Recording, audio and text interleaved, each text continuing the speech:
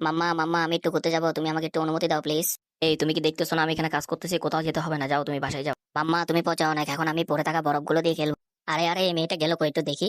হায় হায়, এ ফাজিল মেয়েটা গেল কই? ও তো এখানে কোথাও নয়, একটু খুঁজে আসি। ওকে কোথাও পাল্লাই পড়লো নাকি? হায় হায়, ও তো রাক্ষসের পাল্লাই পড়লো। হ্যাঁ, আমাকে ছেড়ে দাও, আমি আমার মায়ের কাছে যাবো। হ্যাঁ।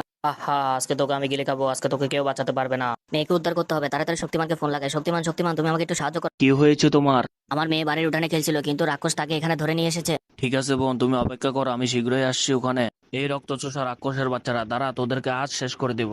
হ্যাঁ, তুই আমাদের শেষ করতে এসেছিস, আয় তাহলে। ইয়া, আজকে তোকে গলা টেপে মেরে ফেলবো, আজকে তোর শক্তিমানের শক্তি সব মাটিতে মিশিয়ে দিব। ও আহ, খুব ব্যথা পেলাম বুকে। আহা, রাক্ষসের সাথে কেউ পারে না। দাঁড়া তুই। এরে, এনে আমার নিনজা পাওয়ার। ইয়া, হুশ, মরে যা, মিশে যা মাটির সাথে তুই। আহা হা, কি বলো বন্ধুরা, শক্তিমানের নিনজা পাওয়ার কাছে সবারই স্যারেন্ডার করতে হবে।